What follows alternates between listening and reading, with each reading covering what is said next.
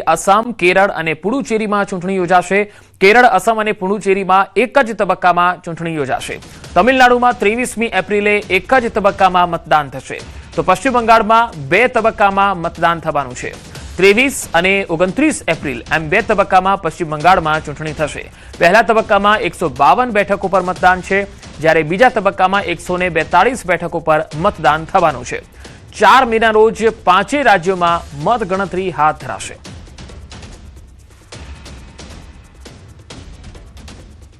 End of term of Assam Assembly is on 20th of May, Kerala 23rd of May, Puducherry 15th of June, Tamil Nadu 10th of May and West Bengal 7th of May.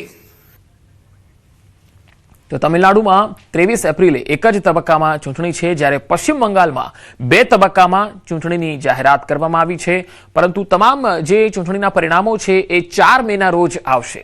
5 રાજ્યોની ચૂંટણીની તારીખો આજે ચૂંટણી પંચ દ્વારા જાહેર કરવામાં આવી છે। સાથે સાથે અપીલ પણ કરવામાં આવી છે કે વધુમાં વધુ લોકો પોતાના મતાધિકારનો ઉપયોગ કરે, મતદાન બૂથ સુધી જાય અને પોતાના લોકશાહીના આ પર્વમાં સહભાગી બને। હવે આ તસવીરોમાં તમે જોઈ શકો છો, અમે જે ચાર્ટ બતાવી રહ્યા છે, આસામમાં જે મતદાન છે એ 9 એપ્રિલે થવાનું છે અને પરિણામ 4 મેના રોજ આવવાનું છે। દરેક રાજ્યની જે વિધાનસભાની સીટ છે એને આપણે એક ચાર્ટ દ્વારા સમજવાનો પ્રયત્ન કરીશું। આસામમાં જે 16 માર્ચ જાહેરનામું પ્રસિદ્ધ થયું, ફોર્મ ભરવાની છેલ્લી તારીખ 23 માર્ચ છે। ફોર્મની ચકાસણી 24 માર્ચે થશે અને ફોર્મ પરત ખેંચવાની છેલ્લી તારીખ 26 માર્ચ છે। મતદાન થશે 9 એપ્રિલે અને 4 મેના રોજ આવશે પરિણામ। આ છે આસામનું। જેમાં હવે બીજું કેરળની વાત કરીએ તો કેરળમાં જાહેરનામું પ્રસિદ્ધ થયું છે 16 માર્ચ। ફોર્મ ભરવાની છેલ્લી તારીખ 23 માર્ચ, ફોર્મની ચકાસણી થશે 24 માર્ચ અને ફોર્મ પરત ખેંચવાની છેલ્લી તારીખ છે 26 માર્ચ અને મતદાન થશે 9 એપ્રિલે અને કેરળના તમામ બેઠકોના પરિણામો 4 મેના રોજ આવી જશે।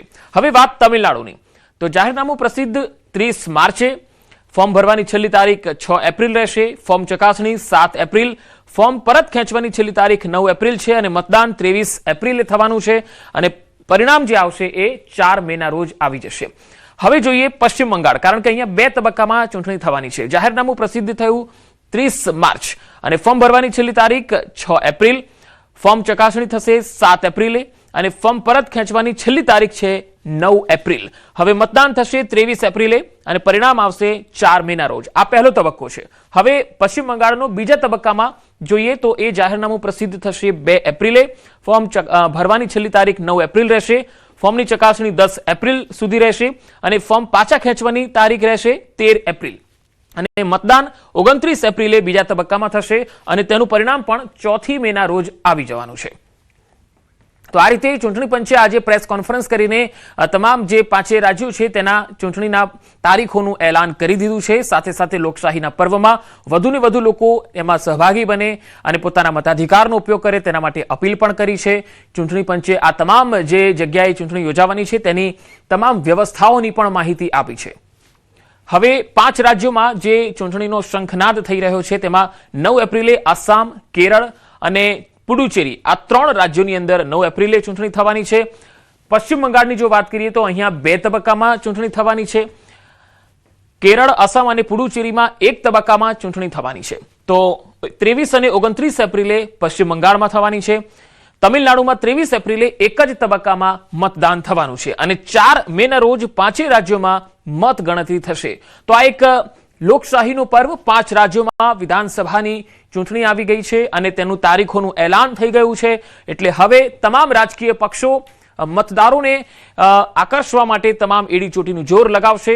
9 એપ્રિલે 3 રાજ્યોમાં ચૂંટણી જોવા મળશે અને તેના પ્રચારમાં તમામ પક્ષો હવે લાગી જશે। 9 એપ્રિલે આસામમાં, કેરળમાં અને પુડુચેરીમાં છે, ત્યારે 23 એપ્રિલે તમિલનાડુમાં, 23મી એપ્રિલે પહેલો તબક્કો પશ્ચિમ બંગાળમાં રહેશે, જ્યારે 29મી એપ્રિલે બીજો તબક્કો પશ્ચિમ બંગાળમાં રહેશે। ચૂંટણી પંચે એવું પણ કહ્યું છે કે લોકશાહીના પર્વમાં વધુને વધુ લોકો સહભાગી બને। ગુજરાતમાં સ્થાનિક સ્વરાજ્યની ચૂંટણીને લઈને તમામ પક્ષોએ પોતાની કમર કસી લીધી અને તેમની વચ્ચે ગીર સોમનાથ જિલ્લાના મુખ્ય મથક વેરાવળ ખાતે જિલ્લા કોંગ્રેસ કાર્યાલયનું ઉદ્ઘાટન થયું। પ્રદેશ અધ્યક્ષ અમિત ચાવડા, પ્રતાપ દુધાત, લલિત વસોયા સહિત મોટી સંખ્યામાં કાર્યકર્તાઓ ઉપસ્થિત રહ્યા. ઉદ્ઘાટન બાદ વેરાવળ બાયપાસ ખાતે જાહેર સભાનું આયોજન થયું. આ સભામાં પ્રદેશ અધ્યક્ષ અમિત ચાવડાએ કાર્યકર્તાઓને સંબોધતા ભાજપ અને આમ આદમી પાર્ટી પર આકરા પ્રહાર કર્યા. તેમણે કહ્યું કે માત્ર ઉના જ નહીં પરંતુ સમગ્ર ગુજરાતમાં બેફામ દારૂ, જુગાર, ચરસ, ભ્રષ્ટાચાર અને કમિશનખોરીનો માહોલ છે. ધારાસભ્ય અને એમના મળતિયાઓ દારૂનો ધંધો કરે છે એવું નહીં. આખા ગુજરાતનું એક એક ગામ, એક એક ગલી, એક એક ખૂણો એવો છે કે જ્યાં પીવાનું પાણી ના મળે પણ દારૂની રેલમછેલ થાય છે. એમની કઈ પણ નારાજગી હોય તો એ નારાજગીની મારી પાસે સુધી બાકીની બીજી કોઈ બાબતો નથી અને છતાં નારાજગી હાઈકમાન્ડ સુધી કઈ રજૂ કરી હોય અથવા એના કારણે ગેરહાજર રહ્યા હોય તો હાઈકમાન્ડ પાસે જે કઈ પ્રશ્નો રહેશે રજૂઆત કરશે અને રજૂઆત કરશે તો એનો સાથે બેસીને એનો ઉકેલ કરશું.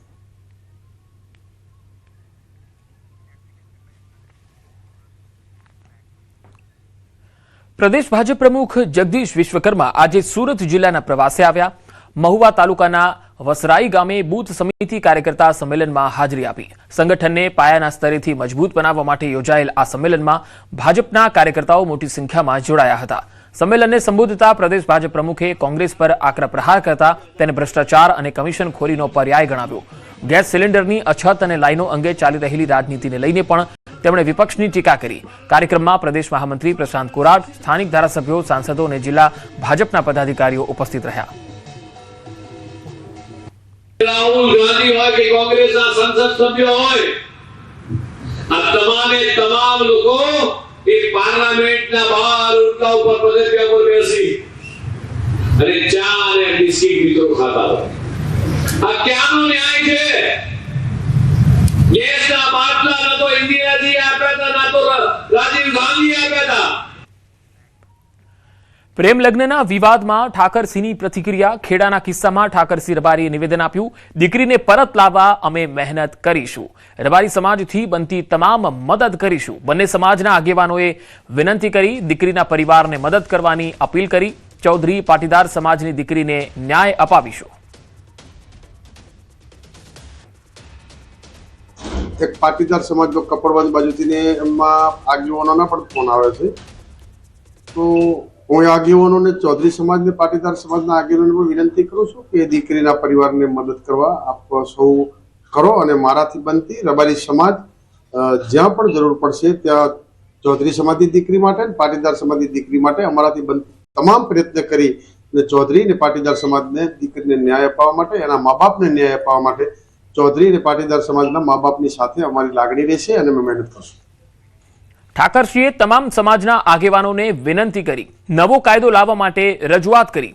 માતા પિતાની વેદનાઓને વાચા આપવાની માંગ કરી. લગ્ન અંગે નવો કાયદો લાવવા માટે પણ અપીલ કરી. તમામ સમાજોને વિનંતી, આગેવાનોને ઉમિયા ધામ, ખોડલ ધામ, રાજપૂત સમાજના મોભીઓ, આશાપુરા ધામ, એ તમામ સમાજોને વિનંતી કરું છું કે આપ સૌ આવો અને તમામ સમાજોના મા બાપની જે વેદનાઓ છે એ વેદનાને વાચા આપવા નવો કાયદો લાવીને મા બાપની મંજૂરી વગર લગ્ન ના કરી શકે એવો કાયદો લાવવા સૌને અપીલ કરું છું. ખેડાના લસુંદરા ગામની પાટીદાર દીકરીએ અન્ય સમાજના યુવક સાથે લગ્ન કરવાનો જે મામલો હતો, પાટીદાર દીકરીને પરત લાવવાના એસપીજીના પ્રયાસો.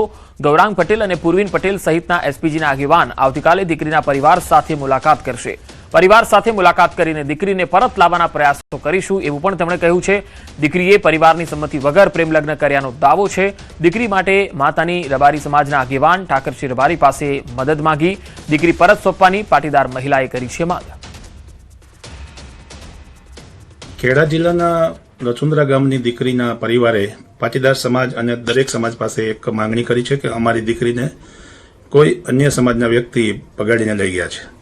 આ કેસ ઉપર એસપીજી ગ્રુપના શ્રી ગૌરાંગભાઈ પટેલ, પૂર્વિનભાઈ પટેલની ટીમ ઓલરેડી 2 દિવસથી કામ કરી રહી છે અને ખાસ કરીને આવતીકાલે સવારે 11 વાગે અમે લોકો સમગ્ર પાસ ટીમ અને એસપીજીના આગેવાનો સાથે અમે પરિવારને મળીશું અને દીકરીને પરત લાવવા માટેના તમામ પ્રયાસો કરવામાં આવશે.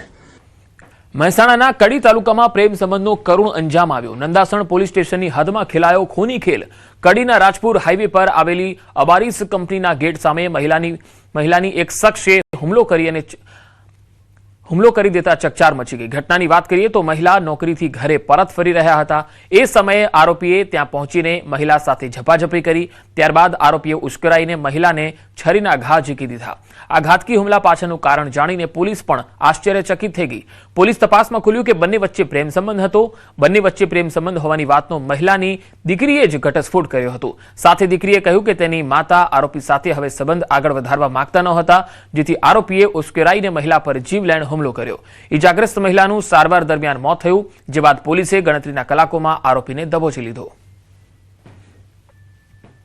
જે મરણ જનાર અમૃતબેન છે તેઓને ડાભી સેંધાજી ખેંગારજીનાઓ સાથે પ્રેમ સંબંધ હોય, જેઓને પ્રેમ સંબંધ નહીં રાખવા બાબતે આ કામના મરણ જનારે ના પાડતા આ કામના આરોપીએ મરણ જનારને તેમના પેટના ડાબા ભાગે છરી મારી ઈજા પહોંચાડેલ હોય, જેથી તેઓ 5/3/2026 સારવાર દરમિયાન હોય અને આ સારવાર દરમિયાન તેમનું 13/3/2026 રોજ મૃત્યુ નિપજેલું હોય, જે બાબતે ફરિયાદ હકીકત આધારે નંદાસણ પોલીસ સ્ટેશન ખાતે ગુનો નોંધી આગળની કાર્યવાહી હાથ ધરવામાં આવેલ છે।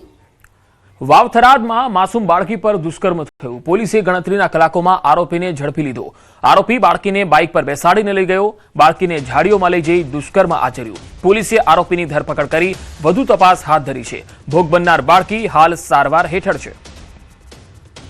બાવળની ઝાડીઓની વચ્ચે એ બાળકી સાથે દુષ્કૃત્ય કરે છે અને ત્યારબાદ સખત અંધારું થઈ જતા ભોગ બનનારના પિતા તેની શોધખોળ કરતા હોય અને આરોપીને સતત ટેલિફોન કરતા હોય, પરંતુ તેનો ફોન બંધ આવતો હોય।